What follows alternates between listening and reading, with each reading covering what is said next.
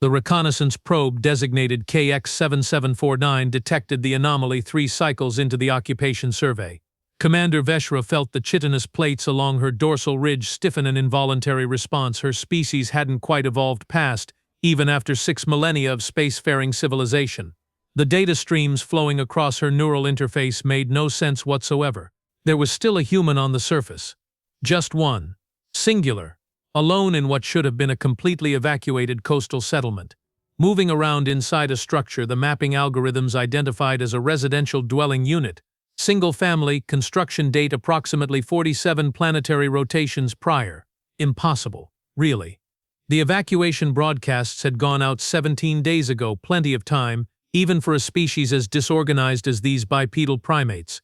Every human settlement within 1,000 kilometers had emptied out like water through a cracked containment vessel. They'd scattered inland. Mostly. Some headed for their subterranean bunkers, adorably optimistic those. The sovereignty's advance forces had tracked every grouping, every caravan, every pitiful exodus with the sort of precision you'd expect from a civilization that had conquered 47 star systems without breaking a sweat. But this one? This single biological signature? Scan it again, Vesh'ra clicked, her mandibles tight. Sub-Commander Threllick, whose youth showed in the bright purple hue of his carapace, manipulated the probe's instruments. Confirmed, Commander. One human, adult male, based on skeletal density and muscle mass distribution. Cardiovascular function nominal. No signs of distress or injury. He appears to be, Commander. He appears to be preparing a meal. The observation deck fell silent except for the ambient hum of the ship's quantum drives. 14 officers stood motionless, their compound eyes fixed on the holographic display that now showed the interior of the human dwelling in infrared and electromagnetic overlay. The human gods. He looked so small compared to the sovereignty's warrior caste stood in a room the database identified as a kitchen. He moved with that peculiar inefficient grace that characterized his species, reaching into a cooling unit, withdrawing organic matter wrapped in some kind of processed plant material. The motions were casual, unhurried. He even paused to consume a fermented plant beverage directly from its container. Is he damaged? Vesh'ra asked. Her voice came out rougher than intended. Neurologically compromised, perhaps? Their brains are primitive enough that localized trauma could. Scans indicate full cognitive function, Commander. Threllick's voice held an edge of something that might have been nervousness if the sovereignty's military doctrine permitted such things. In fact, his neural activity suggests he's currently experiencing what their language categorizes as contentment. Contentment. Vesh'ra had read the intelligence briefs. Every single one. The humans were supposed to be terrified. Their governments had received the sovereignty's terms, surrender or face eradication with the appropriate level of existential dread. The electromagnetic spectrum had lit up with their panic, news broadcasts, emergency communications, the digital screaming of their primitive network systems. They'd called it their internet. This chaotic mess of information exchange that somehow functioned despite having no central organizing intelligence. The evacuation orders had been clear. The sovereignty didn't slaughter civilians if it could be avoided. Such actions were inefficient and created unnecessary resistance complications during occupation. The humans had 48 hours to clear the coastal regions. They'd taken 36. Except this one. Pull up his dwelling's communication logs, Vesh'ra ordered. Maybe he'd been cut off somehow. Maybe the local infrastructure had failed. These humans built everything so shoddily, held together with what amounted to hope and fermented petroleum byproducts. The data materialized in her visual cortex. The human had received 147 emergency alerts across multiple devices. His personal communication terminal had been flooded with evacuation notices. The local civil defense network had broadcast warnings every 30 minutes. Hell, his own government had sent him a personalized message, something about mandatory evacuation protocol, violation punishable by law. He'd ignored every single one. No, not ignored. Worse. The logs showed he'd dismissed them, actively silenced the alerts. There was even a text-based communication he'd sent to someone identified as Mom in his contact database. It's just more government nonsense. Remember the hurricane scare last year? I'm staying put. Vesh'ra felt something cold settle in her primary stomach. This wasn't ignorance. This wasn't damage. This was defiance born from what? Stupidity. Apathy. Some bizarre human psychological quirk the intelligence reports hadn't covered? Sir Valtherus needs to see this, Threllick said quietly. Right, the Exarch, Vesh'ra's superior officer who commanded this entire planetary subjugation operation from the safety of the flagship Unbroken Talon, currently in high orbit. A being who'd personally overseen the conquest of 6 inhabited worlds and had exactly 0 patience for anomalies. Prepare a data packet, Vesh'ra said. Her mandibles clicked in a rhythm that her crew recognized as deep thought. Include everything. Full biometric scans, communication logs, behavioral analysis. And someone get me the xenopsychology team. I want to know what we are dealing with before we... The human moved. Not in panic, not in preparation for flight or defensive posturing. He simply walked from the kitchen area into what the architectural database labeled a living room, carrying his meal on a flat surface. He sat down on a piece of furniture obviously designed for sitting.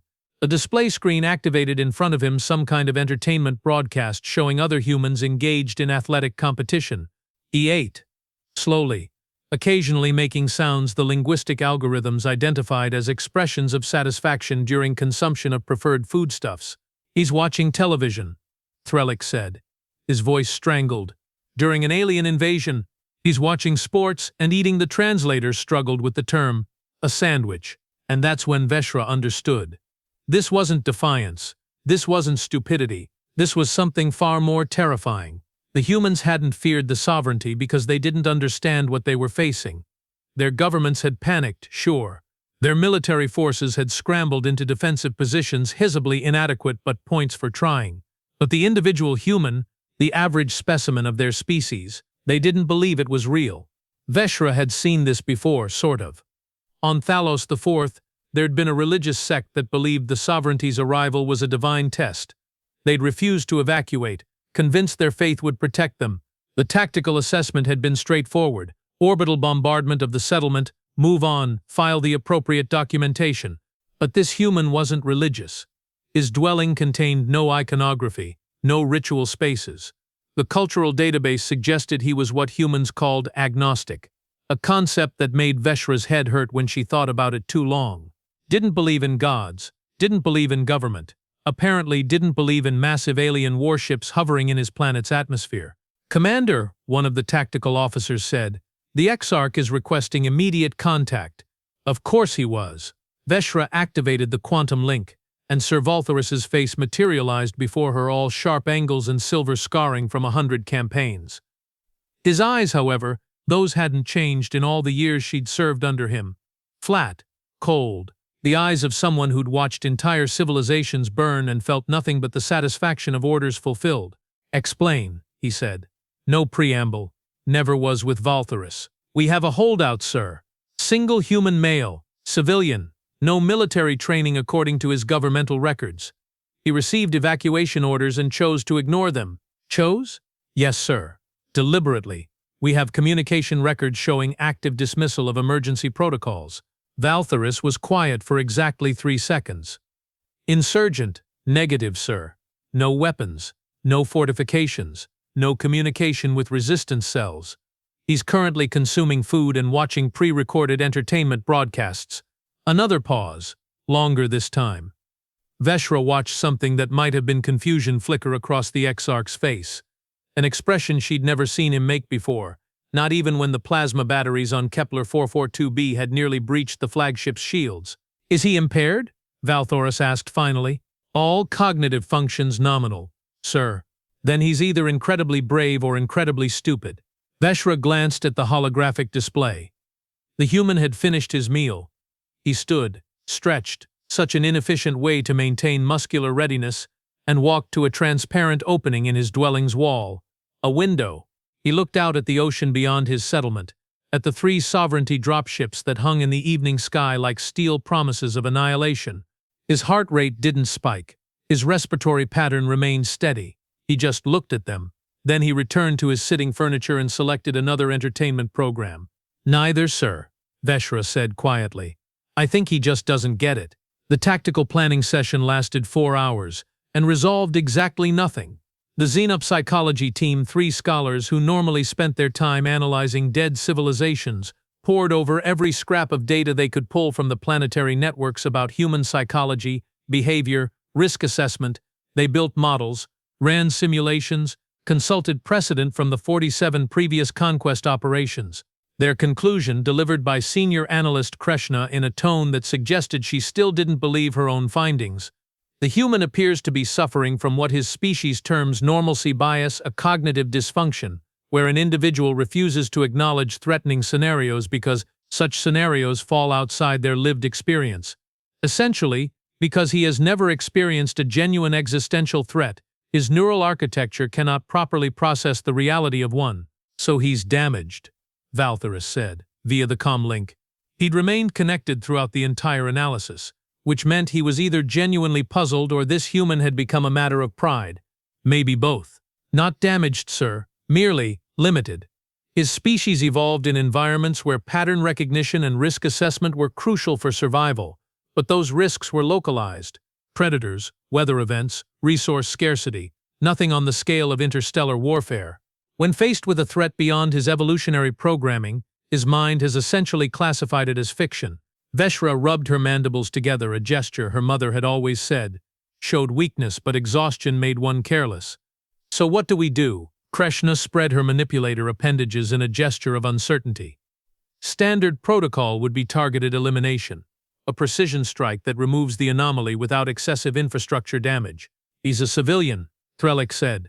The young officer seemed to have developed some kind of fascination with the human, kept pulling up additional data streams, the human's employment history. He maintained something called network security for a local business collective. His consumer purchasing patterns, apparently he bought an excessive amount of fermented beverages. His social connection matrix, surprisingly limited for a species that claimed to value community bonds. He's a hostile occupant in a designated clear zone, Krishna countered. His presence complicates the occupation schedule. Valtherus's voice cut through the debate like a thermal blade. Vesh'ra, your assessment. She'd known this moment was coming. The Exarch always did this, pushed tactical decisions down to field commanders when he wanted to evaluate their judgment. Problem was, she didn't have a good answer.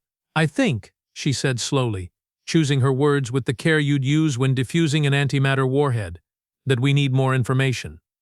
This human represents a fundamental gap in our intelligence regarding this species. We have conquered worlds, sir. We have never failed to understand what we were conquering. You want to study him. I want to understand him, sir. Before we proceed with pacification protocols on the remaining population centers, we should comprehend why this one didn't run. Because if there are more like him, if there's some human psychological factor we have missed, then our operational timeline is compromised. Valtherus finished. Fine, you have 72 hours, send in a contact team, get answers, then eliminate the anomaly and proceed with Phase 2. The link severed. Vesh'ra stood there, feeling the weight of the Exarch's order settle across her carapace like atmospheric pressure.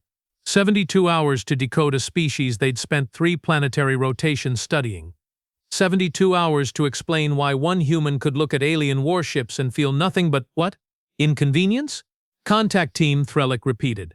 Sir, we have never made direct contact with humans before. All intelligence comes from signal intercepts and observation. We don't even know if they can survive exposure to our atmospheric preferences without mesospheric preferences without WIME. Then we will meet him in his environment, Vesh'ra interrupted. She pulled up the tactical roster, started selecting personnel.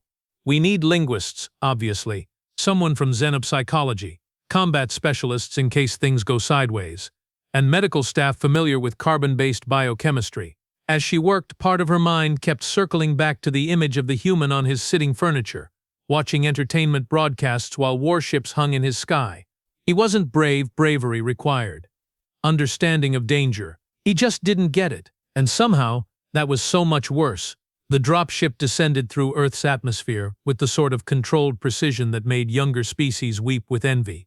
Vesh'ra watched through the viewport as the human settlement grew larger, a scattered collection of structures that humans had built right up against the ocean, as if they'd never heard of storm surges or rising sea levels or basic planetary science, which, given what she'd learned about their educational systems, they probably hadn't. Her contact team consisted of 6 personnel, each selected for specific capabilities. Threllick had insisted on coming along youthful enthusiasm that would either mature into wisdom or get him killed. Both seemed equally likely. Krishna from xenopsychology sat in the corner, her sensory appendages twitching as she reviewed what little behavioral data they'd compiled. 2 soldiers from the Sovereignty's elite infiltration corps, their exoskeletons modified for rapid response in Earth's gravity, and Dr. Velmoth, a medical specialist who'd spent the last 4 hours complaining about having to carry portable atmosphere generators in case the human's dwelling lacked adequate oxygen mixture. Landing in 30 seconds, the pilot announced. Vesh'ra felt her secondary heart accelerate. Not fear, exactly. More like the anticipatory tension before combat, when you knew violence was coming but not from which direction. Except this wasn't combat. This was, what? First contact with a species too ignorant to realize they were being contacted? The ship settled onto the human's lawn, a term that still baffled Vesh'ra, given it apparently meant cultivating a non-food plant specifically to cut it repeatedly with barely a whisper of displaced air. Through the viewport, she could see the human's dwelling. Small, primitive, the structure probably couldn't withstand a Category 3 hurricane, let alone orbital bombardment. Atmospheric scan? She asked. Breathable, Velmoth confirmed, sounding disappointed. High nitrogen content, adequate oxygen, trace noble gases. Temperature is tolerable if uncomfortable. You won't need respirators. Small mercies. The boarding ramp descended. Vesh'ra went first. Protocol dictated that commanders lead in uncertain situations, a tradition that dated back to the Sovereignty's founding wars when generals who hid behind their troops tended to experience sudden fatal accidents. The Earth air hit her sensory organs with an assault of information, salt from the ocean, decaying organic matter, something the database identified as gasoline, and underneath it all a sweetness that might have been pleasant if she'd been programmed to appreciate such things. They crossed the lawn in formation. Military precision in a suburban setting probably looked absurd, but Vesh'ra wasn't about to let her guard down just because the human seemed non-threatening. The dwelling's entrance featured a barrier the database called a door. Standard hinged construction, primitive locking mechanism that Threlic could have bypassed in 3 seconds, with nothing but a piece of wire. Vesh'ra raised her manipulator appendage and what? Knocked. Did one knock when conducting an alien invasion? Apparently yes, because that's what her appendage did, rapping against the door's wooden surface 3 times in a rhythm that humans would probably recognize as someone wants entry. For a long moment, nothing. Then footsteps. Slow, unhurried. The acoustic analysis suggested the human was wearing soft foot coverings, probably the socks the database mentioned. The door opened inward. Inefficient design made forced entry too easy, and there he was. The human, he stood perhaps 1.8 meters tall. Bipedal locomotion, just like the scans had shown. Mammalian features, hair on his head but not his face, suggesting recent grooming. He wore loose-fitting garments, the database identified as sweatpants, and a t-shirt with faded text reading Dave's Beach Bar Spring Break 2019. His eyes, those strange single-lensed organs that humans somehow used to navigate their world, widened slightly. His mouth opened. His cardiovascular system spiked from 68 beats per minute to 92. "Oh," he said. Just that, 1 syllable. Then "Hun." Vesh'ra waited. The translator algorithms churned, trying to extract meaning from the vocalization. Was this a greeting, a threat display, an expression of submission? The human scratched the back of his head. "So this is really happening then. You are Marcus James Hendricks," Vesh'ra said.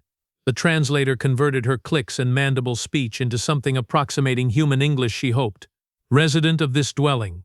You were ordered to evacuate 17 days ago." "Yeah," Marcus said. He didn't sound afraid. Didn't sound angry. He sounded tired, resigned. The emotional markers were frustratingly unclear. "Got the messages? Figured it was, government overreach or whatever. We had a hurricane warning last summer that turned out to be nothing, so..." He trailed off, looking at the assembled contact team. 6 heavily armed aliens on his lawn, dropship humming with barely contained power in his yard. The afternoon sun glinting off enough weaponry to level a city block. "This is real though," he continued, more to himself than to them. "You are actually real. Shit. We require information," Vesh'ra said, because she genuinely didn't know what else to say. First contact protocols covered hostile populations, diplomatic populations, even populations too primitive to understand what was happening. None of them covered this. Untal of them covered this. "Information," Marcus repeated. He glanced past them at the dropship. "Like what? Whether I come in peace?" He laughed, a short, bitter sound that the translator flagged as humor, self-deprecating variant. Krishana stepped forward, her analytical instincts overriding military protocol. Why did you stay? Your entire species fled.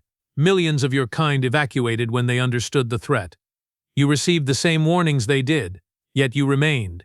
Marcus leaned against the doorframe, casual, like he was chatting with neighbors about lawn maintenance or weather patterns. Honestly, I thought it was bullshit.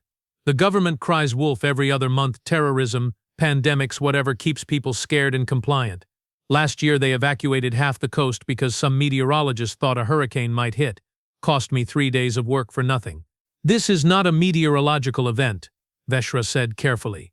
This is an invasion, a military occupation of your planet by a technologically superior civilization. Yeah, I'm getting that now. Marcus rubbed his face with both hands. Look, do you guys want to come in? Standing out here feels weird. My neighbors are gonna talk. Your neighbors evacuated, Vesh'ra didn't say. Your neighbors understood that massive alien warships meant actual danger. Your neighbors possessed functional survival instincts. But she found herself nodding. Yes, we will enter. Marcus's dwelling was exactly what you'd expect from a single human male with minimal social connections and no mate bond. The database had prepared Vesh'ra for this. Bachelor pad was the colloquial term. Furniture arranged for personal convenience rather than aesthetic appeal. Food preparation area showing signs of recent use but chronic neglect. Entertainment technology dominating the primary living space. Marcus gestured to the sitting furniture. Make yourselves comfortable. I don't really know the protocol here. Do aliens sit? We have analogous anatomical structures, Threllick said. The young officer sounded fascinated rather than terrified, which probably meant he'd never seen actual combat. Though our skeletal configuration differs significantly from Threllick, Vesh'ra cut him off. Focus. They arranged themselves around the space, the soldiers by the exits, old habits. Krishna pulling out a recording device, Velmoth scanning for biological contaminants with equipment that looked disturbingly medical. Marcus watched all this with an expression the database suggested might be bemused resignation. Okay, he said finally, sitting in what was clearly his preferred spot on the furniture. So, aliens, invasion. I'm the idiot who didn't evacuate. What happens now? Good question. Vesh'ra found herself uncertain, a feeling she'd experienced approximately 4 times in her entire military career, and never during an operation this simple.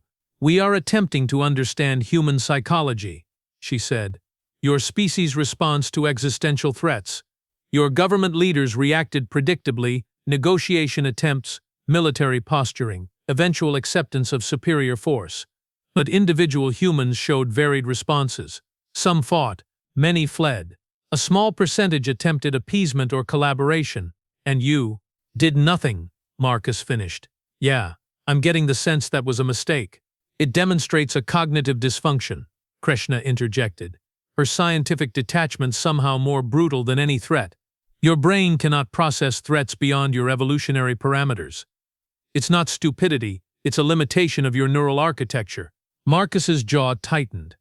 Their first sign of actual emotional response.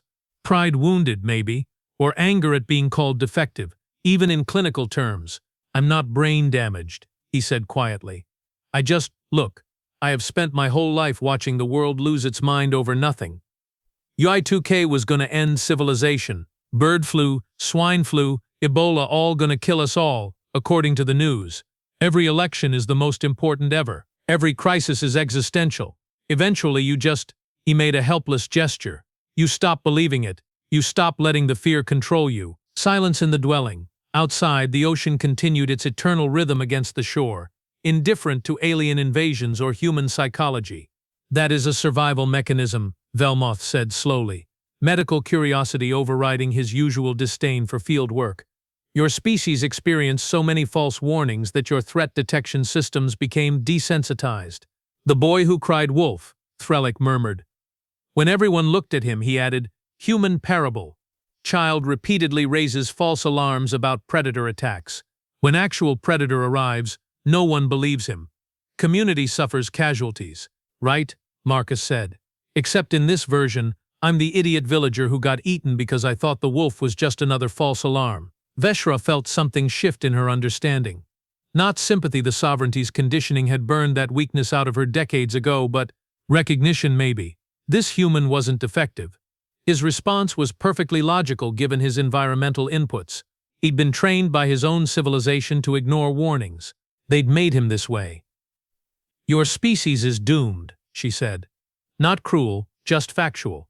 The sovereignty will complete occupation within 3 planetary rotations. Your governments will fall. Your military forces will be neutralized. Resistance will be crushed. This is inevitable." Marcus absorbed this. His heart rate climbed 115, 120. Adrenaline flooding his system, preparing for fight-or-flight responses that wouldn't help him. Couldn't help him. "Okay," he said. "So what do I do?" And there it was. The question that separated sentient species from evolutionary dead ends.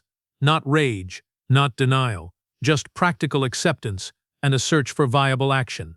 Vesh'ra looked at her team, at the soldiers with their weapons calibrated to neutralize human physiology, at Krishna with her recording devices capturing every moment of this interaction for analysis, at Velmoth, whose medical expertise could identify 1,000 ways to end human life with minimal suffering, at Threllick, whose young face showed something that might have been pity. "You evacuate," Vesh'ra said finally. "Now, we will provide transportation to the nearest human population center. You will live under sovereignty rule, but you will live. That is more than most conquered species are offered."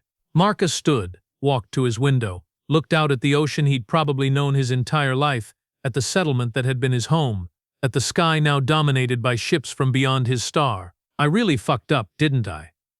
Not a question. Statement of fact. "Yes," Vesh'ra said, because lying seemed pointless.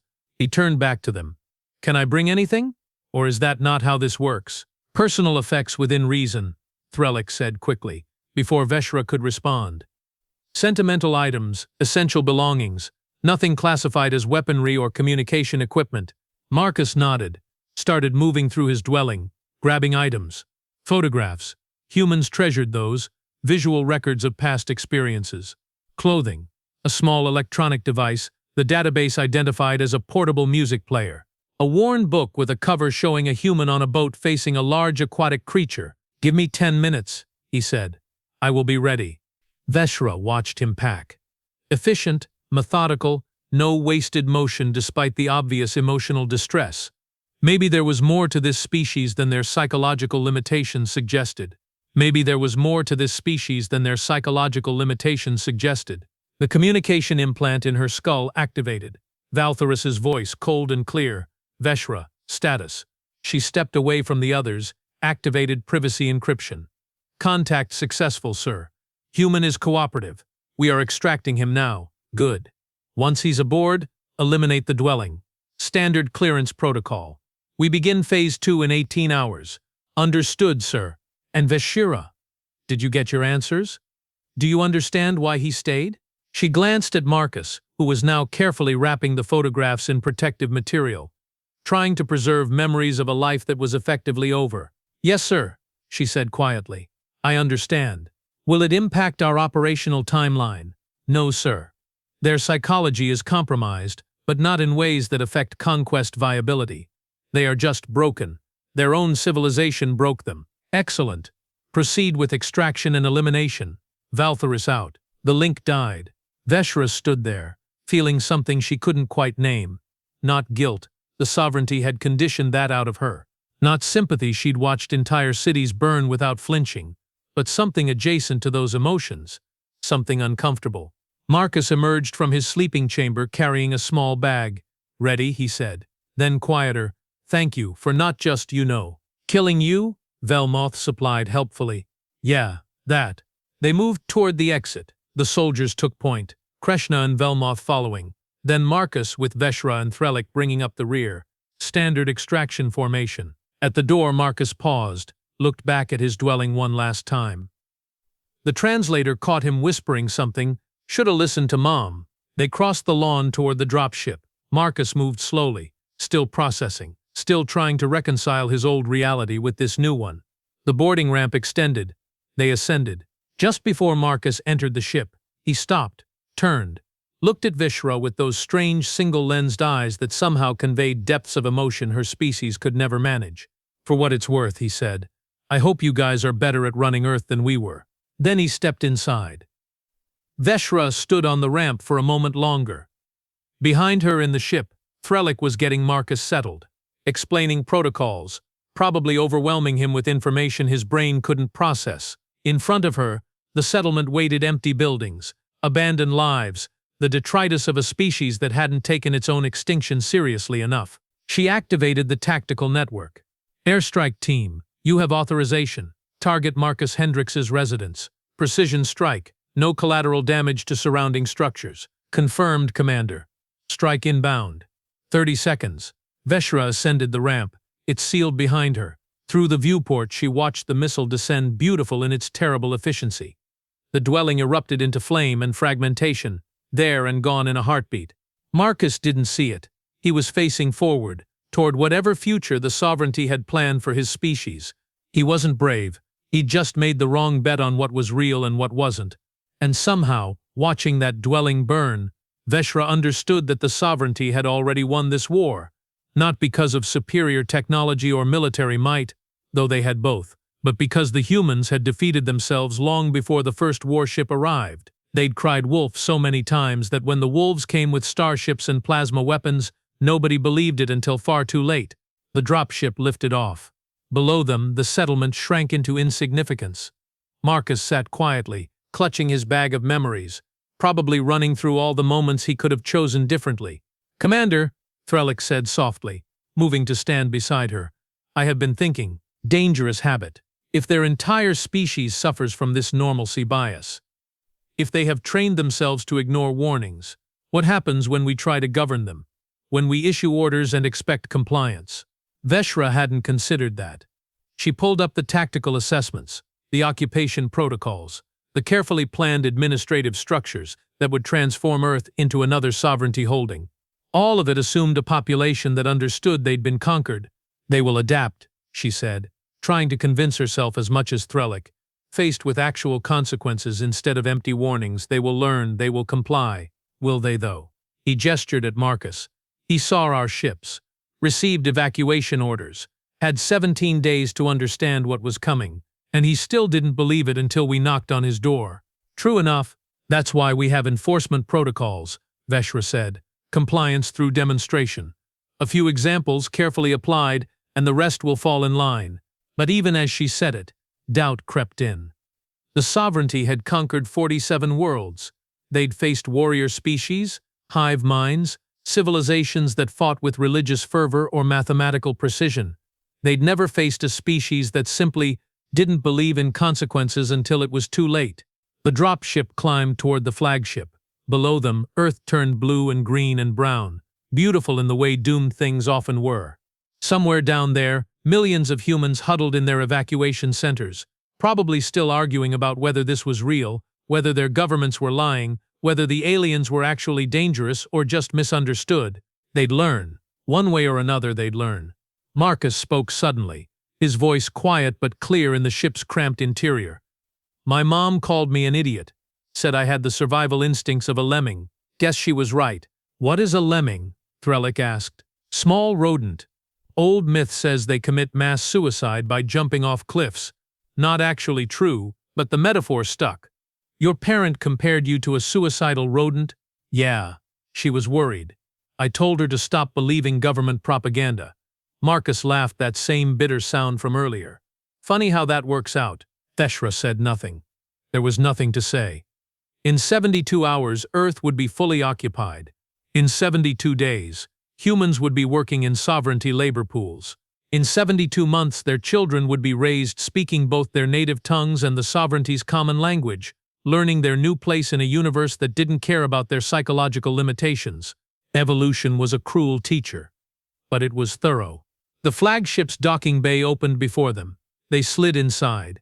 Surrounded by the familiar hum of sovereignty power, the clean efficiency of a civilization that had perfected conquest millennia before humans discovered fire, Marcus stood at the viewport, watching his planet recede, probably thinking about all the choices that had led him here. Probably understanding, finally, catastrophically, that the evacuation notice had been real. The invasion had been real. The threat had been genuine. He just hadn't gotten it. Not until it was far, far too late. And the truly terrifying thing, Vesh'ra realized as she filed her report, was that Marcus wasn't unique. He was typical. The only difference between him and the millions who'd evacuated was that they'd believed the warnings just slightly sooner. How did you conquer a species that didn't believe in consequences? How did you rule people who'd been trained to dismiss every warning, ignore every threat, assume every crisis was manufactured? The sovereignty would find out. They always did.